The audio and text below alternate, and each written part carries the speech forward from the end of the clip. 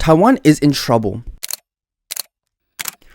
Today, I'll be discussing a recent article from Xinhua News titled "China Urges US to Immediately Stop Arming Taiwan." And we'll explore how this media constructs its meaning, how it attempts to influence its audience, and the broader political and social context that shapes its meaning. First, let's set the stage. Xinhua is a state-run media outlet in China, known for reflecting the official stance of the Chinese government. This article responds to the ongoing sale of weapons from the US to Taiwan, a highly contentious issue. Xinhua's framing portrays the sale of arms as a direct violation of China's sovereignty and calls for both the US and Taiwan to cease any action supporting Taiwan's independence. Let's focus on the framing and language.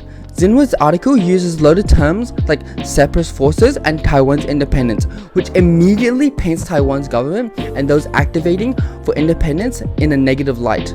This kind of language creates an us versus them dichotomy, where China is positioned as defending peace and sovereignty, while Taiwan's actions are framed as provocations leading to instability.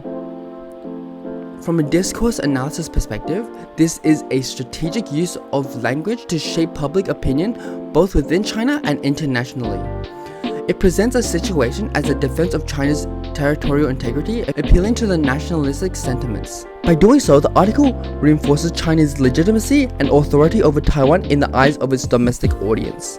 On the other hand, it subtly warns external forces like US by stating that Taiwan's military buildup will lead to its own destruction. Xinhua is not only addressing Taiwan, but also sending a strong signal to the international community, especially the US, to stay out of China's internal affairs. Using the propaganda model by Noah Chomsky and Edward Haram, we can see how this article fits into the broader system where state-controlled media serves as a mouthpiece for government interests. The article emphasizes sovereignty and national security, but is also designed to maintain public support for China's policies on Taiwan and discredit Taiwan's leadership. Notice how it repeatedly references Taiwan's leadership as adhering to Taiwan's independent stance. This makes it easier to justify China's military actions and delegitimize Taiwan's claims for autonomy. Xinhua's audience extends far beyond China's borders. While this article is aimed primarily at domestic audience, reinforcing the government's narrative on Taiwan, it is also tailored for international readers. The goal is to legitimize China's stance on Taiwan and counter any narratives that portray Taiwan as a sovereign entity deserving of military support. This strategic use of media serves two functions. One, to bolster internal utility, and two, to signify their image internationally. In terms of strength, the article effectively uses clear and assertive language to communicate China's position. It's persuasive for an audience that already aligns with the Chinese state views, emphasizing sovereignty and security. However, one of its weaknesses lies in its one-dimensional approach.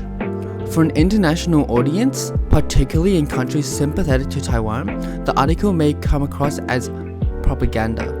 A more nuanced discussion that acknowledges Taiwan's perspective or the complexities of US-Taiwan relations might make the piece more credible to a broader audience. To improve, the text could incorporate more diverse viewpoints,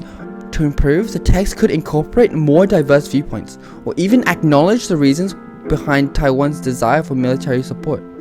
This would demonstrate a more balanced perspective and potentially broaden its influence beyond the pro-China audience.